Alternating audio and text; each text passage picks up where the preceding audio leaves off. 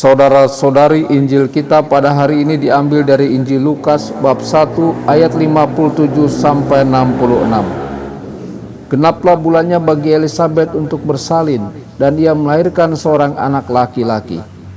Ketika para tetangga serta sanak saudaranya mendengar bahwa Tuhan telah menunjukkan rahmat-Nya yang begitu besar kepada Elisabet, bersukacitalah mereka bersama-sama dengan dia.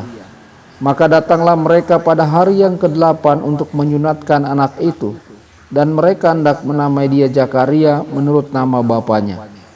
Tetapi Elisabet ibunya berkata, "Jangan, ia harus dinamai Yohanes." Kata mereka kepadanya, "Tidak ada di antara sanak saudaramu yang bernama demikian."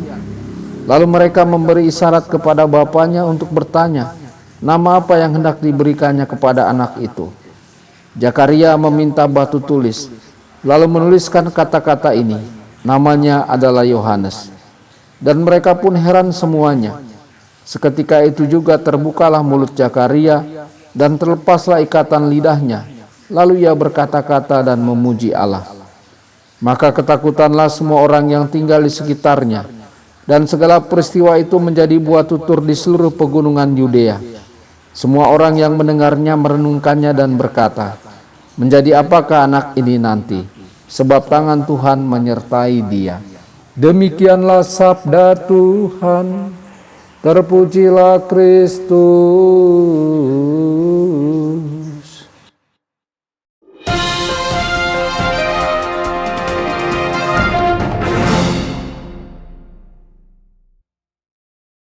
Saudara dan saudari terkasih dimanapun Anda berada, jumpa lagi dengan saya Romo Tedens dalam saluran Warta Kabar Sukacita.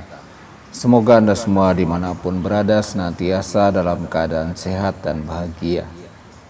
Karena usia Elisabet yang sudah lanjut dan sebelumnya mandul, fakta bahwa ia melahirkan adalah sebuah keajaiban. Semua orang tahu dan semua orang membicarakannya. Tuhan menggunakan kesempatan ini untuk menunjukkan bahwa segala sesuatu mungkin baginya. Menurut hukum Yahudi, seorang bayi laki-laki harus disunat dan diberi nama pada hari ke-8 kehidupannya. Sungguh suatu saat yang sangat membahagiakan bagi pasangan yang sebelumnya tidak memiliki anak ini. Saudara-saudari, ilmu pengetahuan modern telah menemukan bahwa pada hari ke-8 kehidupan, darah dalam tubuh manusia berada pada puncaknya dalam kemampuannya untuk membeku. Darah meningkat pada hari ke-7 dan menurun pada hari ke-9. Tidak ada satupun detail kecil dari kehidupan yang luput dari rencana Allah. Yohanes akan dibesarkan menjadi anak Yahudi yang baik, ditandai sebagai anak perjanjian, dan keadaan kelahirannya dengan seluruh komunitas yang hadir memberikan kesempatan kepada Allah untuk menunjukkan kuasa mujizatnya yang ajaib. Bahkan ketika kita mungkin merasa dilupakan oleh Allah, kita dapat yakin bahwa Allah yang menyebabkan seorang perempuan mandul melahirkan di usia yang sangat tua. Zakaria adalah seorang imam dan pendoa. Dia rupanya telah berdoa untuk seorang anak untuk waktu yang sangat lama. Ketika malaikat Gabriel menampakkan diri kepadanya di bait Allah, ketika ia sedang mempersembahkan ukupan kepada Tuhan, Gabriel berkata, "Jangan takut, hai Zakaria, sebab doamu didengar, dan istrimu Elisabet akan mengandung seorang anak laki-laki, dan engkau akan menamai dia Yohanes." Doa yang tekun membuahkan hasil. Namun bukannya memuji Tuhan atas wahyu yang luar biasa ini, Zakaria malah meragukan kata-kata malaikat Gabriel, dan ia menjadi bisu atas kehamilan Elisabet. Mungkin Tuhan mengizinkan benih iman ditanam dalam diri Zakaria dan memberikan waktu untuk bertumbuh menjadi dewasa, sehingga imannya seperti Elisabet akan melahirkan pada waktunya. Ketika Zakaria akhirnya berbicara, kita melihat bahwa alih-alih alasan, kemarahan atau kepahitan, justru yang keluar dari bibirnya adalah pujian. Tuhan dapat mengesampingkan kita untuk memberi kita waktu untuk menjadi dewasa dalam iman kita, sebelum kita dapat dipakai secara luar biasa untuk tujuannya.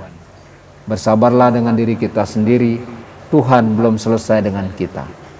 Saudara-saudari, apa yang mungkin dipikirkan oleh penduduk kota itu? Zakaria yang bisu sekarang bisa bicara.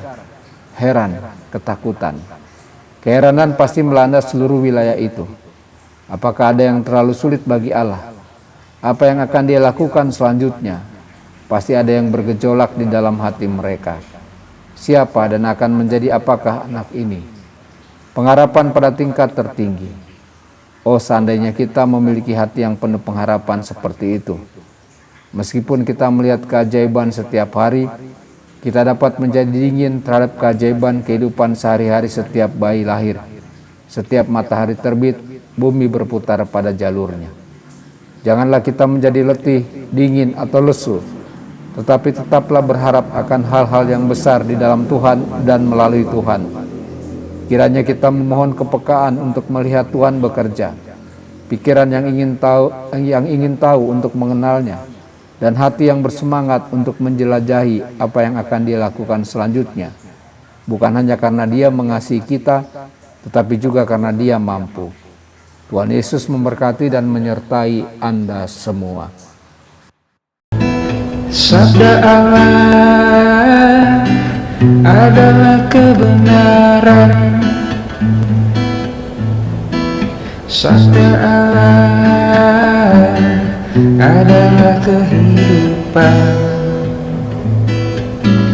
Mari kita mencintainya, mari kita menghayatinya. Ya Tuhan yang ku muliakan, sabdamu angkat resahku.